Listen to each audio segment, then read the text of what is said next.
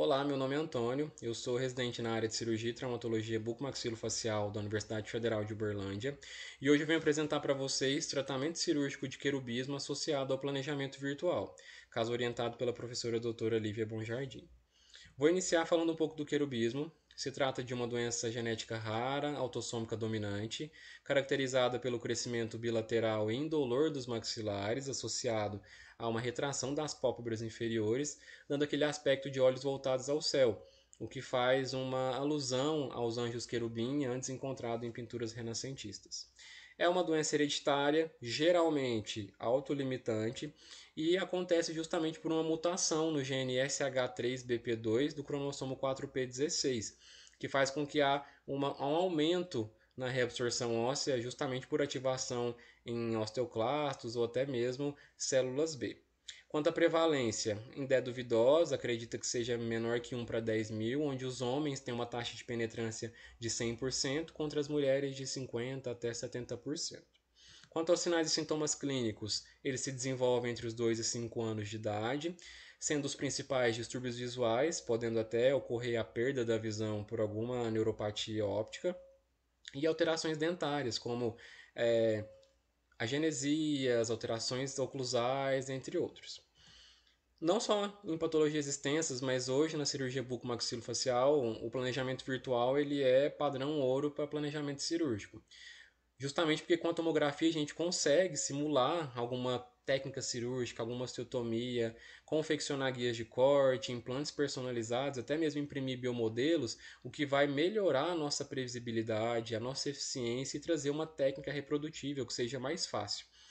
Então, o objetivo do trabalho é justamente relatar um caso em que foi utilizado o planejamento virtual para o tratamento de um querubismo em grau mais avançado, onde proporciona simetria paciente, previsibilidade e um menor tempo cirúrgico. Então vamos ao caso. Se trata de uma paciente de sexo feminino de 20 anos. Ela deu entrada na unidade de diagnóstico estomatológico da Universidade Federal de Uberlândia, queixando-se de um crescimento na face, onde se iniciou aos 8 anos de idade e paralisou por volta dos 15, mas sem regressão. Ela negou sintomatologia dolorosa e relatou problemas de visão no olho direito. Relatou também a remoção parcial de uma lesão na maxila, onde o diagnóstico histopatológico veio como lesão de células gigantes. Aqui eu coloquei duas fotos gentilmente cedidas pela paciente, onde a gente consegue observar com 12 e 18 anos já um crescimento expressivo, né, bem característico do querubismo. Na foto com 20 anos foi quando ela chegou para a gente consegue identificar justamente esse crescimento bilateral, tanto de maxila quanto de mandíbula. Aqui infelizmente a gente não consegue deixar o olho descoberto, mas com uma característica bem expressiva também de olhos voltados ao céu. No intraoral a gente consegue identificar ausências dentárias, perda de fundo de vestíbulo. No exame imaginológico, bem como a gente consegue ver lesões multiloculares espalhadas por toda a mandíbula, maxila, dentes inclusos.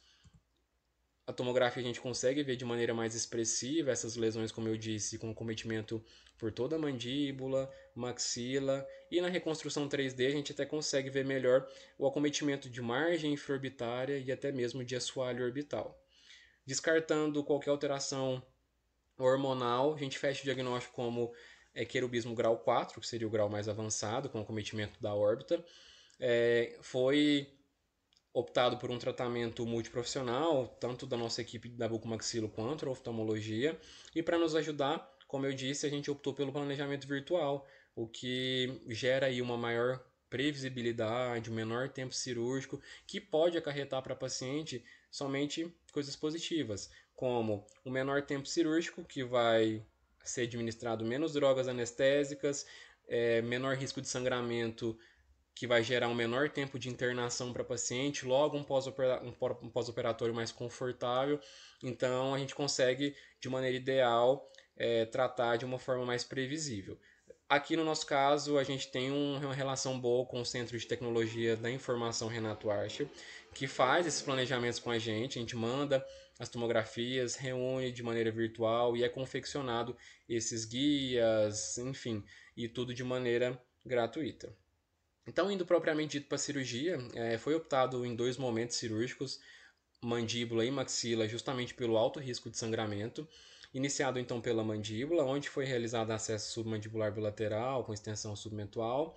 A gente consegue ver a adaptação dos guias de maneira ideal, então ajudou de maneira expressiva, onde a gente iniciou as osteotomias feitas, a gente consegue ver um bom contorno mandibular, que a gente consegue ver toda a região basilar.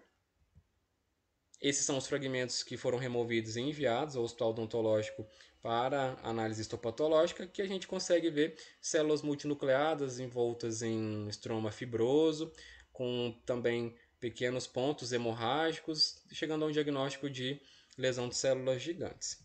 Aqui a gente tem um acompanhamento 45 dias pós a primeira abordagem da paciente, a gente vê que ela evoluiu bem.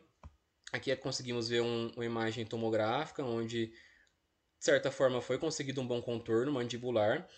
3 meses após, já que ela evoluiu com um bom resultado pós-operatório, foi realizada a osteoplastia da maxila. Em maio de 2022, seguido com a osteoplastia da cavidade orbitária pela equipe da oftalmologia em Ribeirão Preto.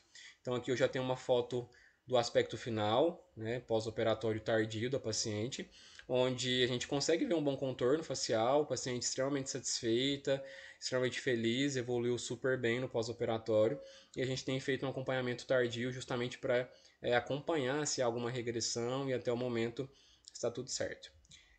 Aqui é uma tomografia final, onde a gente consegue, como eu disse, ver um contorno mandibular adequado, contorno da margem adequado.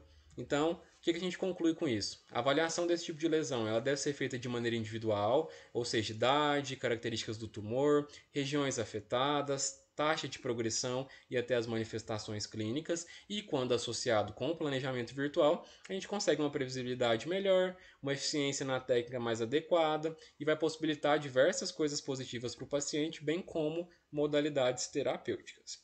Aqui estão as minhas referências e desde já eu agradeço a atenção. Obrigado.